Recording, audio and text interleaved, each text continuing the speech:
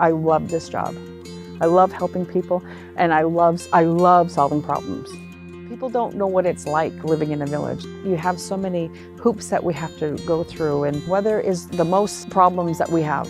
Our internet goes down, and then when the lights go out, our long distance go out. We have to figure out a way to communicate, and we're down for days. One year we had a huge windstorm. The electricity was out for an entire week.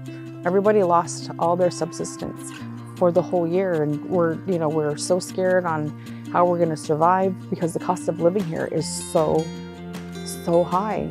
The lack of jobs here, I mean, we try to hold on to what jobs that we have because it's really hard because it's, there's only so many grants that we have. 100% grant based. I'm grateful for the granting agencies that we do have. I'm the point of contact to all the granting agencies. Right now, our biggest one that we have right now is with the consortium to put the new water lines in. And these water lines have been put in 1971. These are the original water lines. And so it's gonna be throughout the whole village, and then we'll get a new water tank. It's such a need here. We run out of water every year. A couple of years ago, we ran out of water, and the council had to declare it an emergency, and so I was able to get in touch with the consortium, and they sent some water over. Trigat Schmidt sent over 500 gallons of water. Housing sent over 20 gallons of water. CIRC sent water. Fort Graham Corporation sent over buckets of water, and then we had summer youth kids come in, and we took them over. You never realize how much you need water until you don't have it. And I'm so thankful that everybody came together and was able to ship us some water, and the whole community came together, and it was so wonderful. Our council works so well together. If a disaster happens, they have everything put together to make sure that every person is provided for, whether they're a tribal member or a resident. And so that's one thing I love working with this council. I've known Gwen for over 25 years, and when I heard that she had taken the tribal administrator job, I just knew she would be perfect for the job. Alaskan villages have a lot of needs, and many doors are closed to them. Sometimes the tribal administrator can be knocking at the door, no one ever answers, or sometimes the door is gently closed in their face with a polite, "Sorry, can't help you." Sometimes it's just outright slammed in their face. But Gwen, she's persistent. She's determined, she never gives up. And there's been a lot of times when Gwen, her persistence pays off.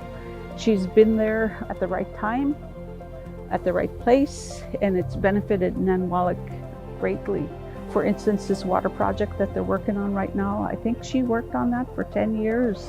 And it was a lot of work, but it's paying off, and they're having their water pipes replaced over the summer and possibly into next summer. So that's going to be a great benefit to Nanwalek. So we couldn't be where we're at today without the direction of the council.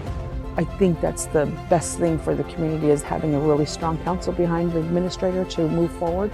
And I'm the chief for the village of Nanwalek.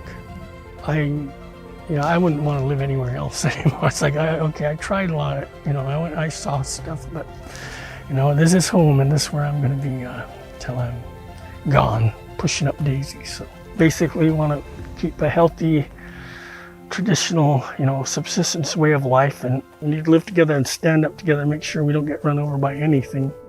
The history and culture is so important to me. That's one thing I love about living here, is you stay connected with your roots, and you can't get that in this city. You just can't.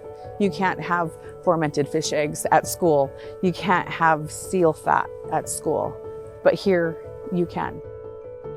Gwen is really responsive, and she's really just a good role model for kids, I think, because she's smart, she's successful, she's on top of it, she's very down to earth and very blunt, and just all this wonderful combination of a person. So I think she's just such a positive influence on the kids and just a good role model overall. So, and it's wonderful to work with her to, hey, I need this, or do you know anything about this? And what she doesn't know, she'll find out, and she'll send those resources this way. So she's amazing to work with. One of the reasons why I wanted to move here is so that my kids can learn about their culture and learn their language. And when my grandmother, she couldn't speak her language, they would hit her and they would punish her for speaking her language. They had to speak English. There are so many horrible stories about boarding schools and how the language is lost. I think Nanwalek is really strong on trying to save our language. And unfortunately, when an elder passes, that's a whole library that's gone. You can't ever get that back. Right now, there's a need for a bigger school. So the council has talked about this, talked to parents. Parents has said, well, this is getting to be a scary situation for the children. They're crowded. We know, that it's not the best environment for learning to be crowded, and it's not the best environment for the teachers either, and the community recognizes that. So Gwen wrote a letter to the superintendent and has set up a meeting with the school district and the village, and then invited others to the table asking how can you help in this situation. And there are many of us committed to helping with that situation, getting a new school built in Nanwalek. So just collaborative efforts, which Gwen's really great at.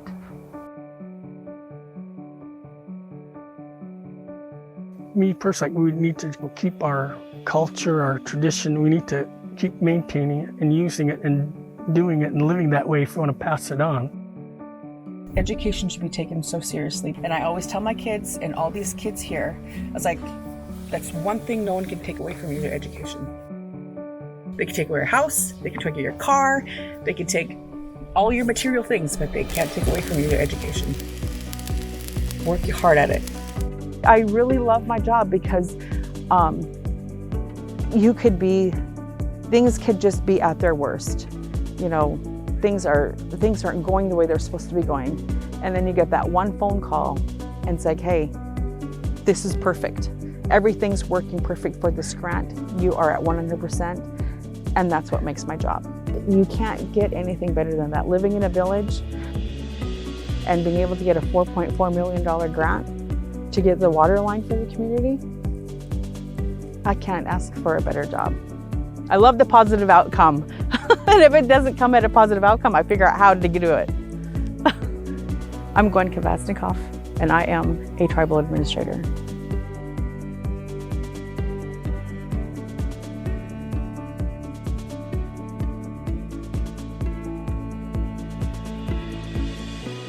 I just love it.